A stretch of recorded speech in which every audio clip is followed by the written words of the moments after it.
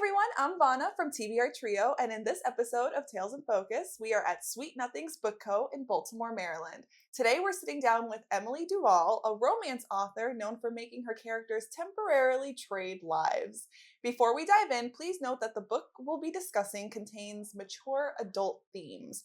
We always encourage our viewers to read content warnings in the book before reading and or listening. Last but not least, don't forget to like, comment, and subscribe so you don't miss any of our upcoming author interviews. It's free and it does help us a lot. Now, please join me in welcoming Emily. Yay. Thank you for joining us today. Thank you for having me. How are you feeling? Good. Good. Yeah. All right. We're going to ease you in a little bit with some icebreaker questions. So you know those are always fun. Okay. First question. Imagine Trading Places got a movie adaptation. Who would you cast as Lexi and Evan? So the first man I thought of is Tom Hardy, but then I was like, at any age, like it could be younger Tom Hardy, older Tom Hardy, doesn't matter. Okay, Yeah. All right. And what about Lexi? So I just watched The Substance, and I love Margaret Qualley. I thought she was like really beautiful, and I was like, that could be a pair. That could be a good pair. Well, if you ever decide to make it a movie, those should be your first people to contact. All right, second question. You're stranded on a deserted island with one of your book characters. Who do you pick to survive with? I'd have to say Evan. I feel like he really is a man that like knows how to do things and like keep you calm. Yeah. So I feel like he could adapt to stranded on an island life. Well, he did adapt to Lexi's life. Yes, so a little too much if you ask me, but we'll get to that. All right, last question here. If you can swap lives with one of your characters for the summer, who would it be and why? I would probably say Lexi. I think it would be fun to just live the high life for nothing. a summer and just dabble in her life. I think just all the clothes, the nightlife, the shopping. I would love it, I think. Honestly, I don't blame you. She does have a very nice life. Yeah. All right, awesome. Let's jump into some general questions about you and your journey as an author. So tell us a little bit about yourself and what made you want to become an author. So I didn't actually know I always wanted to be an author. I have always been a reader. I have loved books since I was little. And it was just kind of a timing thing. When my kids were young, I needed a hobby and I needed something to like get me through the just crying through the night and constant just interruptions. So I just started writing. I just started one day. I was like, I'm just going to try it. It started with a paragraph, and that was probably 12 years ago. Do you remember what you wrote, what it was? It was this like a short story contest. And I don't remember the story. All I remember was there was orange crates in it. That's all I remember. Okay, orange crates. Got it. That's Yeah, I don't know what the story is about. I don't have it in my files anywhere, but I would love to go back and read it and just see like what that first like story I was trying to write was. Oh, I'm sure that would be quite an adventure for you to just read. Yeah. Oh my gosh. Okay, so what would you say your writing style is like? Do you have a process or you kind of just like, we'll write when we get there? Yeah, so my process changes. It changes, I think, as my writing changes. Before it was like, just jump in and go with it and see what comes out.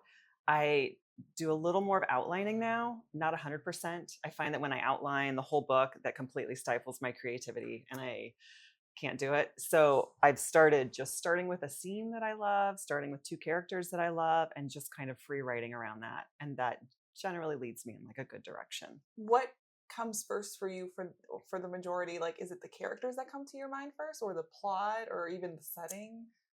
Usually the plot. It's really, I like to tell like other writers, like it's very small moments. Like it's usually an interaction maybe that I observe just in a coffee shop or in a restaurant. And then I kind of think, oh, well, what would happen if this happened because of that? So it starts as a very like everyday normal. It's very rarely like this huge plot and all the bells and whistles. It starts as something very ordinary. It's like an idea and then you kind of build off of it. Okay. All right. Have you ever, I'm sure you have, but have you ever been in like ever gotten a writing slump? And what do you do to overcome it? Oh yeah.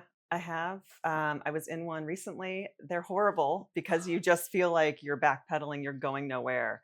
Um, One thing I've started to do when I'm in those slumps is I look at like side characters or just scenes that I'm feeling really good about, and I just kind of free write off of those.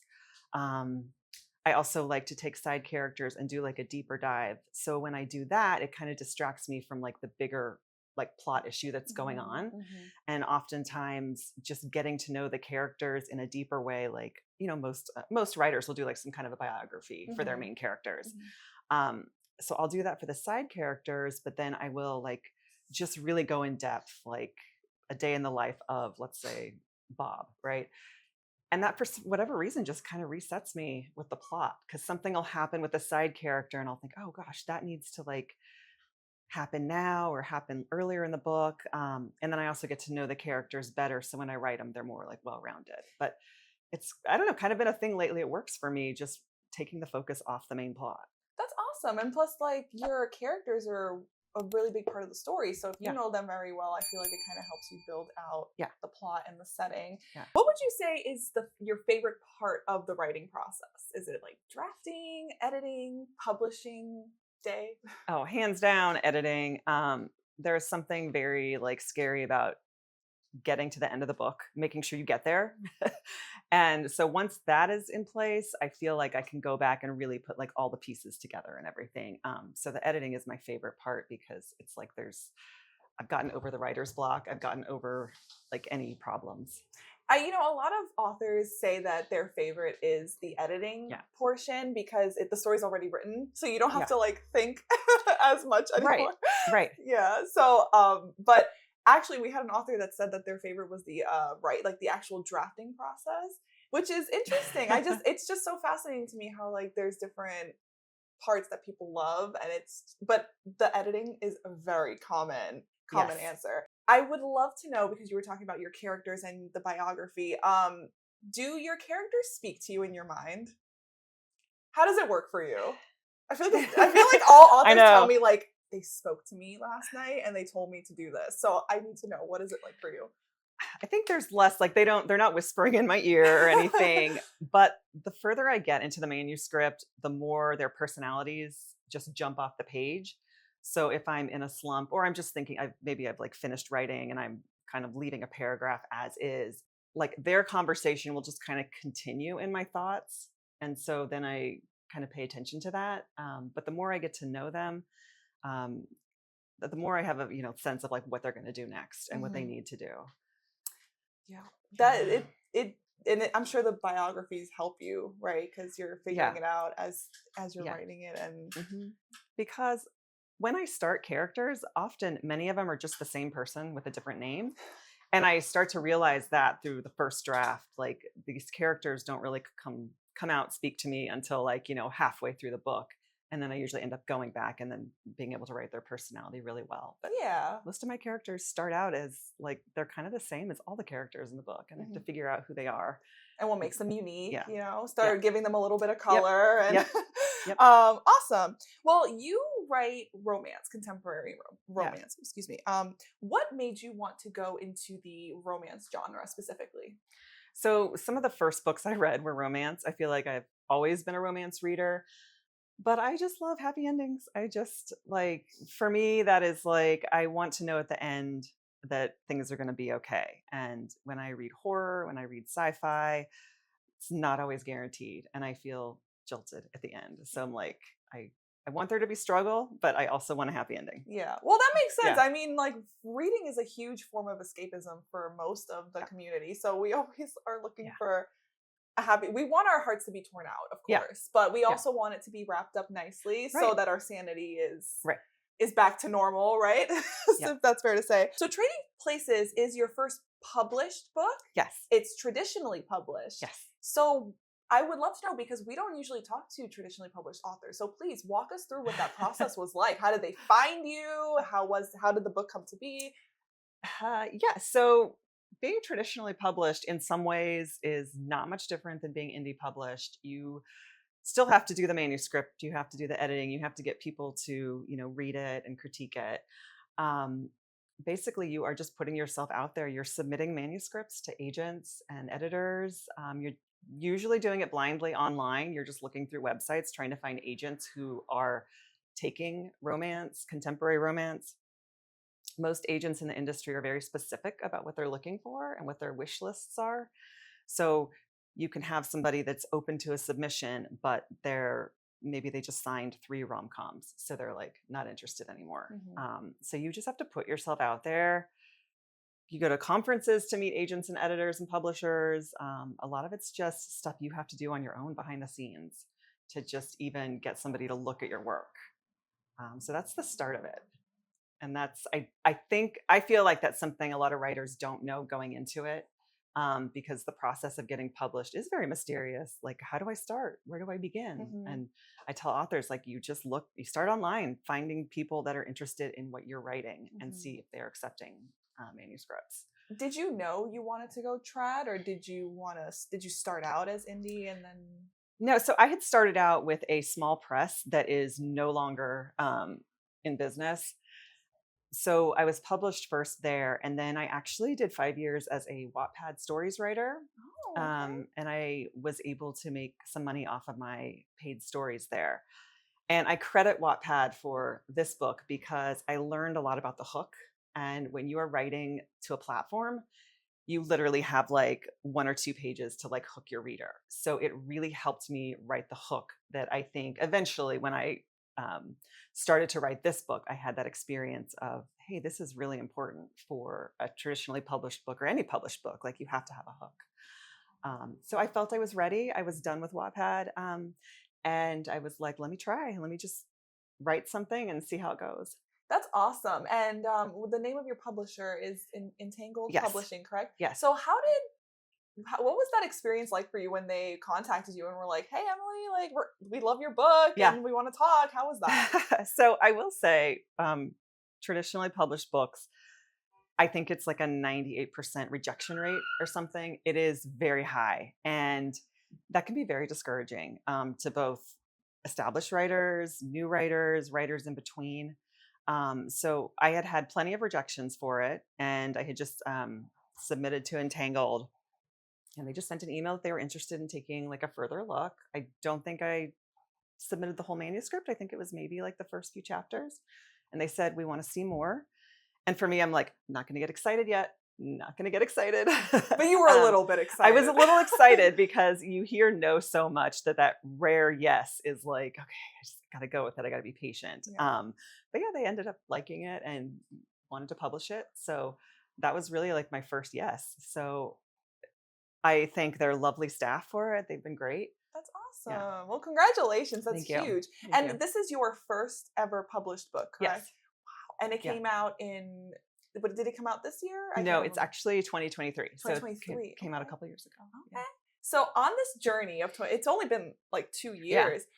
Is there anything that you would do differently on your journey, or do you feel like I did it pretty good, went on a pretty good path? Yeah, I think I did it as best I could. I think the other thing like writers and authors like forget is that like once your book is out there, like you have to champion it the whole way. So it's like there's only marketing up to a point in terms of, that first excitement on Book Talk or Bookstagram. But then they've got a new release coming out the next week that everybody's really excited about. So, people move on from those new releases pretty quickly. So I think like in my mind, I was like, oh, it's my first book. Like this is going to like, the marketing is going to go crazy and stuff. And it's like, you have to stay with it. You have to work hard with it, like hit the ground running. So I would tell my like younger self 2 years ago that of like, just, keep at it, keep working with the marketing and stuff. Yeah. Well, a lot of authors say like, it's not just writing the book, right? Oh, yeah. Even I'm sure like the publishing company helps you in creating events and creating noise around your book, but it's a lot of you pushing it, right? And connecting with readers, and it's a lot of work. And that is true for indie authors. It's true for anybody. I mean, I feel like the same rules apply for a traditionally published author as an indie author. Like you have to like start out with a strong marketing plan. You have to let people know months in advance your book is coming out. You have to do, make sure it's edited well. You have to create buzz around it, whether you have a publisher backing you or not. Like it's your responsibility to create that buzz. So yeah, it's a lot of work, and that is just the starting point. I feel like the publishing part, like if you think of it like a race, like the publishing part is just the start. Like Yeah. the rest of it is like you. It's they help you, but you're doing like Right. most of the work. Yeah. Right. Right. Well, that's awesome. Yeah. Well, I love your book. It was fantastic. Thank you. So let's talk about it. So Okay. before we even go inside the book, I want to know the cover. Oh. Did you know that what the cover was going to look like, or was this more something like you figure it like I'll give you what the book is about, and you just give me a design? Yes, I definitely filled out like a questionnaire of things that I liked, things that I didn't like. I included like some other titles that like I found appealing as a reader, and then the cover artist did an amazing job. Like when I saw it, I was like, I'm so excited. That you knew like this was like this is the Yeah, title, the cover. yeah, That's yeah, awesome. yeah. And Trading Places, you said you had other titles as potential picks. Yeah. So what made you want to pick Trading Places? So I actually didn't have too much choice over the title, which is pretty common in the traditional field. When I submitted it, it was called Switching Positions. Okay. But they had, I think there was another book with that title or something. There was like another book that had a very similar title. So they were like, let's just go with Trading Places. So, well, it does yeah. give a really good idea of what the book is going to be about. Right. So let's talk about it. What is Trading Places all about? Well, Trading Places is about just living in somebody else's shoes. And originally, when I was like thinking of the concept and stuff, I used to love the show Wife Swap. And I kind of based like, yeah, where they switched the wives and stuff. Oh. And yeah, so I loved that show just based on like, what would it be like to like live in someone else's shoe for the day? You know, what would that feel like for a month or a year? And also I'm a big fan of the actual movie Trading Places from 1984. There's a movie. Yes, it's with Eddie Murphy and Dan Aykroyd, and they switch places. So it was kind of a combination of that movie and then Wife Swap. And I was like, let me just go from here. That's awesome. Yeah. First of all, love Wife Swap. Yeah. Love it. I didn't know that there was a movie, so I might have to look into that. Okay, so the book is about a socialite. Yes. Her name is Lexi. She's living it big. She has all the money in the world, literally. And a man who is a mechanic and is, you know, like the majority of us people in the world that are working and trying to make it through and living paycheck to paycheck. So what inspired you to do those two specifically? So Evan's job was originally a garbage man. And some days I'm like, I still like that. Like, I'm like, I love mechanic, but every now and then I'm like, oh, he could have been a garbage man. Lexi, of course, like I just, you know, I liked how she lived her life is just like not committal. You know, she's really not kind in the beginning. She's really full of herself. So her role was actually easier for me to write just because she didn't have a whole lot of just grounding principles that she lives her life by. Mm-hmm. Evan was a lot easier because he goes to work every day. He's got this niece that he's taking care of. So his situation, I just wanted to make them as different as possible. Mm-hmm. Yeah, and you say you wanted him to be a garbage man? Yeah. I was gonna say maybe if you want, you could do like another book and make a garbage man. And I know I still love it for like a fish out of water story. So maybe I'll have that at some point. I think that would be a great maybe like, oh, it's part of like the Trading Places world. Yeah. This is just another spin-off. That would be really good. That would be really good. That would be really just put that in your back pocket for the future. So what can readers expect going into the book for the first time? I think they can expect just that nothing will be consistent. Like I said, Lexi is kind of unlikable in the beginning. And I feel like if you get past Lexi, then the book kind of opens up for her possibility to change. You know, her whole arc is based on her just needing to be very shallow and just not like great. Mm-hmm. So I feel like you have to kind of get over that as you read it to kind of go further with it. Mm-hmm. Oh, and what about Evan? I think he is easy to like right from the beginning because you know he's going to put her in her place, and there's some satisfaction to knowing how he's going to be with her. That you know this is not going to work out for her. So easily. Oh my god, I love it. It's like it's just like it's not an enemies to lovers, but I just feel like it's not really enemies, but it's like a strangers to lovers, I guess, if Yeah. that makes sense. Yeah. They do like not like each other in the beginning, Definitely. but I love that because it built the tension, the Yeah. banter. It's all so beautiful. Yeah. So essentially the book is not a spoiler at all. The book, they do trade places for the summer. Yeah. So like you were saying, they come from completely different lives, and Yeah. it's a lot of adapting that they have to do when they do trade places. Yeah. So what kind of internal conflicts for each person were you trying to explore as you were writing this book? So, well, as you know, like I love fish out of water stories.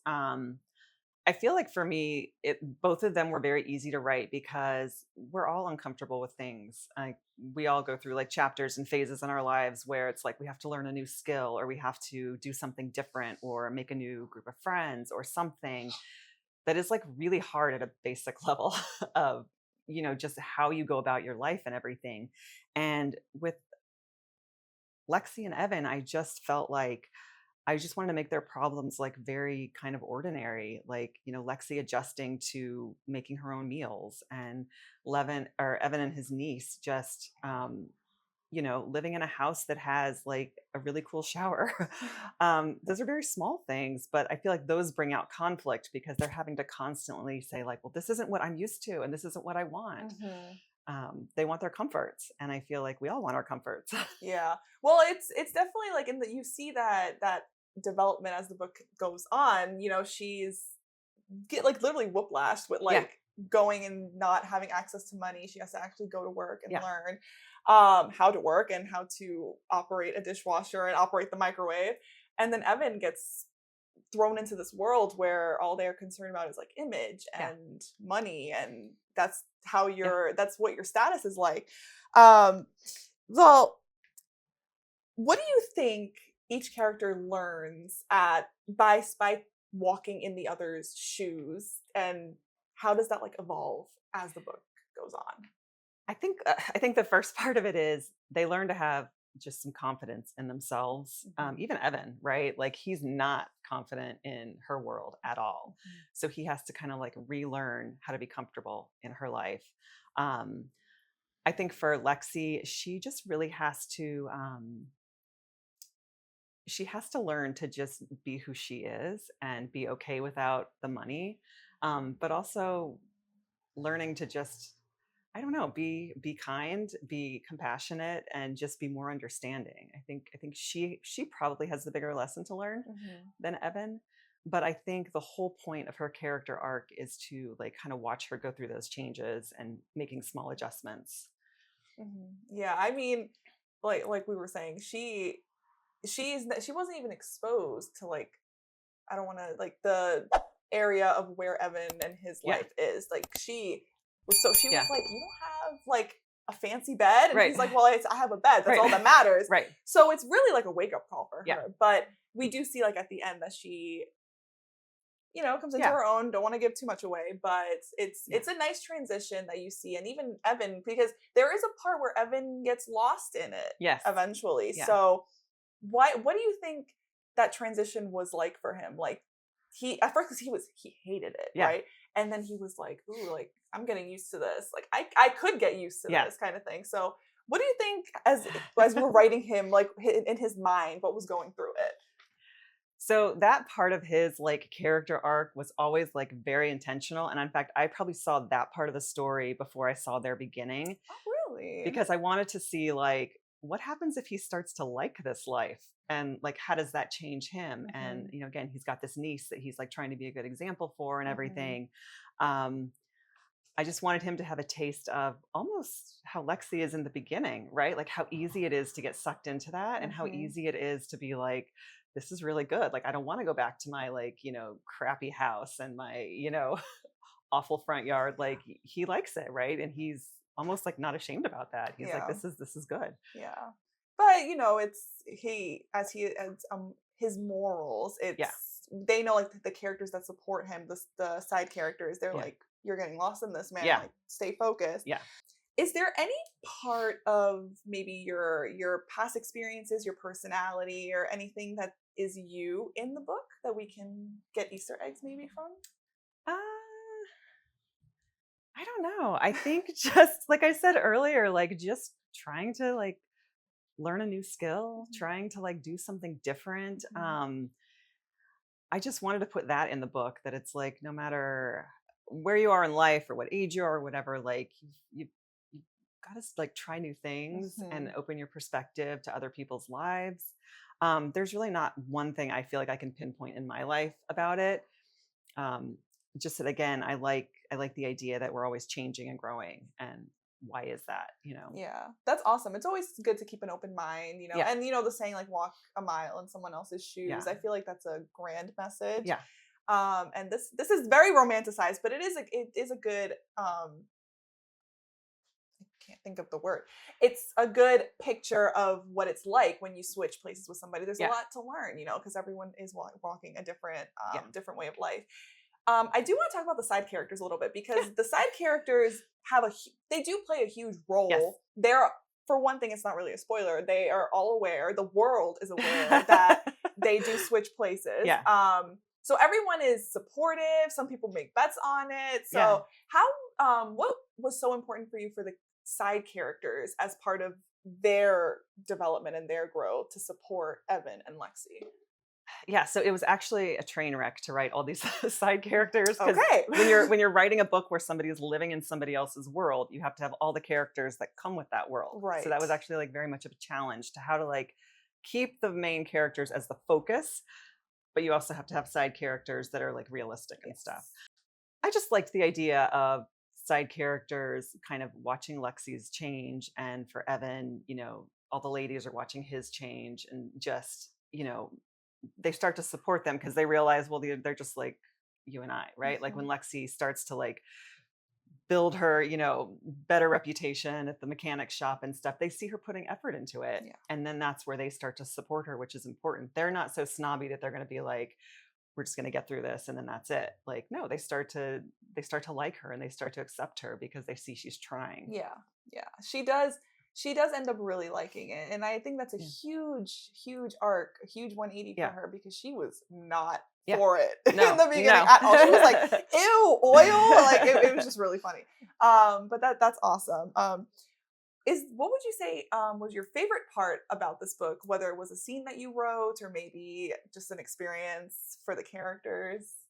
I really love the scene where Evan is trying on the golf pants, and he is just so resistant. Like, he doesn't need new clothes. He doesn't need any of this. And he's like, I'm going to go out there. And he's like, I bought the stuff on sale. I bought the neon shirt that was probably the ugliest in the golf shop.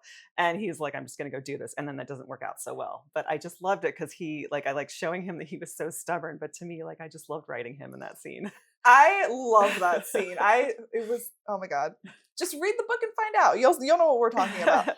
Was there you kind of talked about it a little bit, but was there anything that was challenging in writing the book, whether it was like the process itself of drafting it or just a scene that maybe wasn't working out for you?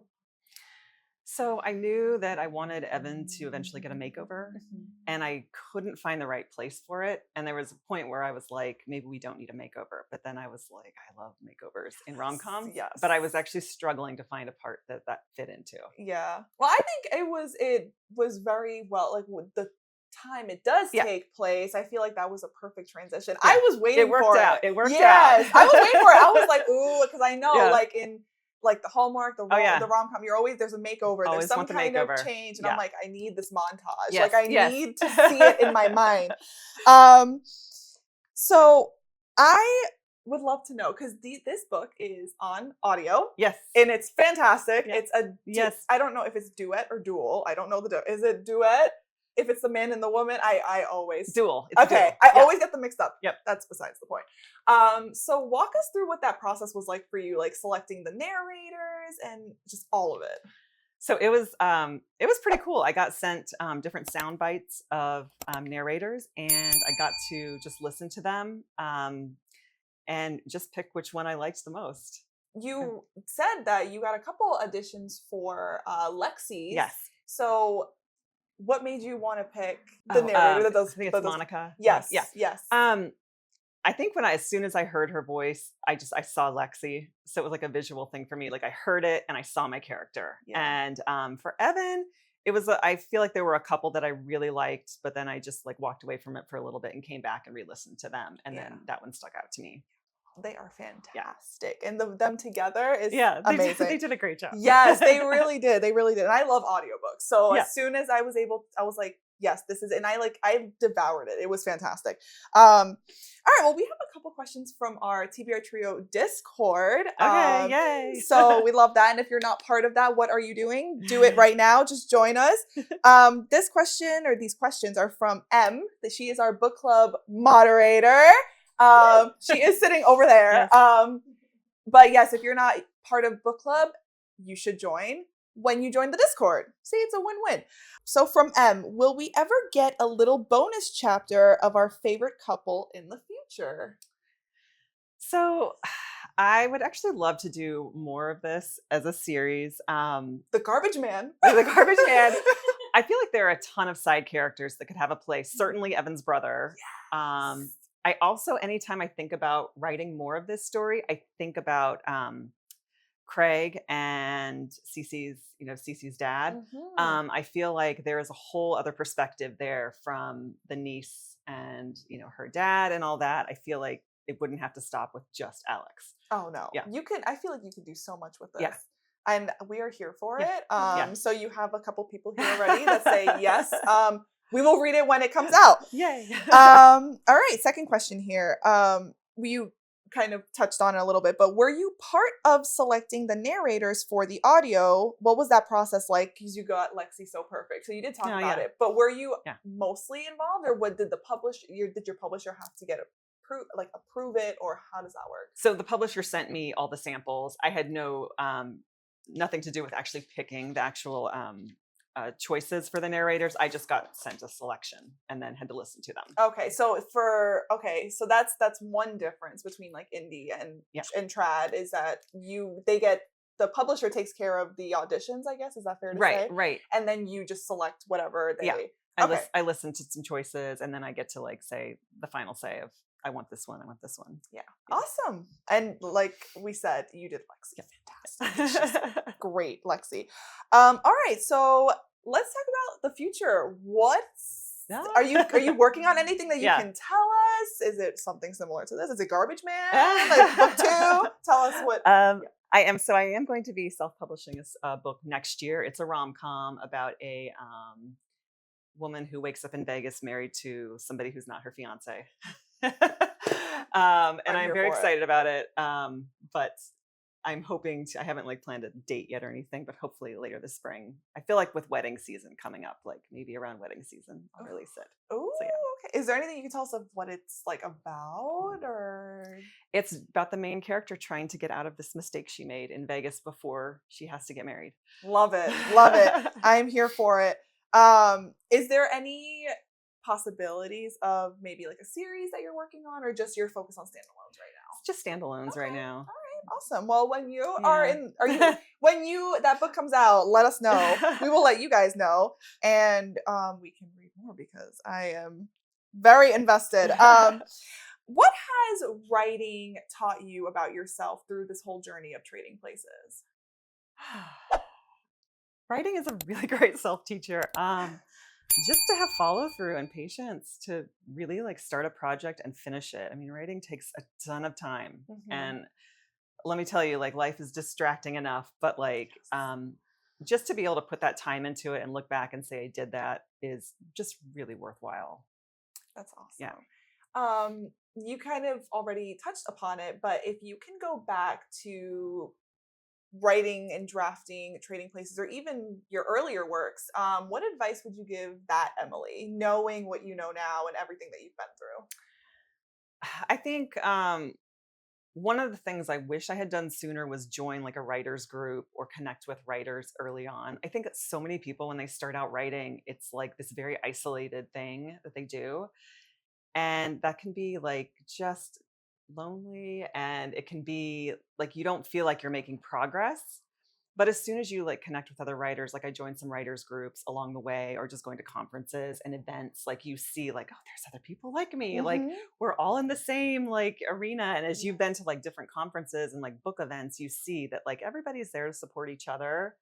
And that's something that I would actually like tell like new writers is like find your people. That's the only way you're going to survive this. That's, it's a very great community that you guys have. We were speaking to other authors in prior interviews, and they always say like surround yourself with other authors because you guys really lift each other up. Yeah, it's true. And you may like in the beginning just join groups just to join and like try to get your foot in the door with like getting to know people, and it doesn't always work out, so you find a different group. And then you eventually you find somebody that like is maybe supports you as like a critique reader, or just a group that you connect with, you do retreats with, or you see at conferences, and you eventually find people that like probably write in the same genre as you do and have been down a similar path as you. And you need that because like I said earlier, like the writing is a very rejection heavy industry. Yes. And you're pitted against like people with very creative passions and rejections. Yes. So you need like something to help you with that. Yeah. And it's important too, because maybe some like another author has a skill or a contact or some kind of resource that you may not have. And it's that collaboration, push, like you guys growing each other. Yeah. It's a great community that you guys have. Yeah. And writing is networking. Yes. I mean, I cannot tell you how many like times I've met a writer who maybe knew about a conference that has an agent or something. And you learn about these different areas about, maybe I can put my manuscript here, or maybe I can put it in front of this person. And it's like any other business. You have to network. You have to put yourself out there with it. Yeah. But I have not done nothing else. I just say you guys are awesome. You guys are all supportive of each other. Is there any takeaways that you hope readers will get from reading your book? At the end of the day, it is supposed to be a lighthearted read. Which it is. It is 100%. Yeah, I think if you go into it thinking it's going to be like this big emotional like masterpiece, like it is meant to make you laugh. Yes. It is meant to make you fall in love with these characters and just enjoy it and escape whatever you're escaping. Yes. No, I'm 100% there with you. It was light. It was fun. It was funny. Yeah. I love the banter. I love the jokes and all of it. It's just it is very lighthearted. But it also, I personally, I don't want to speak for everyone, but I personally love the idea, like we were saying earlier, putting yourself in someone else's shoes. Yeah. Because you never really know what someone's really going through until you're right. Like Lexi, like from the outside, she has it all. Yeah. She lives a great life. She has money, drivers, chefs, all of that, which we love and we would like. But she has like inner struggles too that she ends up learning and figuring out through this experience of trading places with Evan. Yeah. So I love that. That's what I took away from it personally. Okay. Maybe someone else would too. Awesome. And just final question here. And then I have a fun question for you. Okay.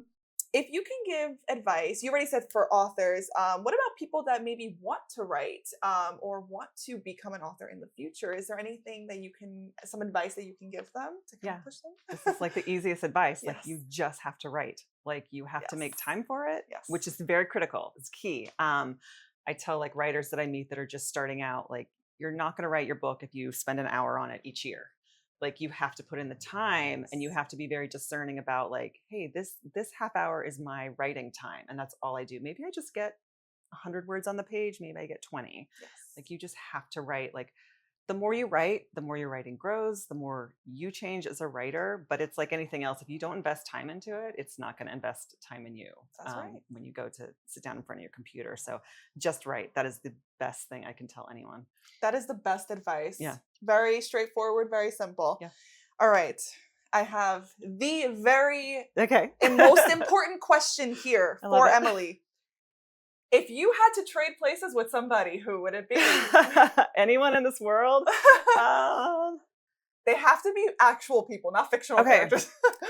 I would love to live like 3 months in the life of like Kate Middleton. Okay. I would love it. I would not only like, I just want to see like what it's like to just be in a different, country, but just like you have like your country estate and you have like, I don't know, people bringing you tea and stuff. Like, I want to know what that's like. Yeah. I mean, not having to do anything yourself. That's great. Well, There you go. That's the answer. Yeah. Yeah. Yeah. You don't Yeah. have to think about what to wear, I what know. to eat. It's Yeah. all just done for you. You just live. You just Yeah. exist. What an amazing life Yeah. that would be. All right. Well, that is all of my questions. Yay. Emily, thank you so much. For our Thank you. viewers, where can they go to find you, support you, and your books? So I'm just at emilyduvall.com. And I'm also on Instagram, which I'm sure you'll my handle out there. Yes. But those are the easiest ways to find me. All right, and we will put it all in the description. And your book can be found on Amazon, correct? Yep. Right? Yep. I believe Barnes and Nobles as well, right? Yes. Yes. So everywhere where books are available. And for everyone watching, thank you so much for tuning into this episode of Tales in Focus. If you want to follow us on social media, we are on Instagram, TikTok, Facebook, and YouTube, which you should subscribe to because it does help us out a lot and it's free. We will see you guys next time and we'll see what other tales TBR tells. Yay! Yay!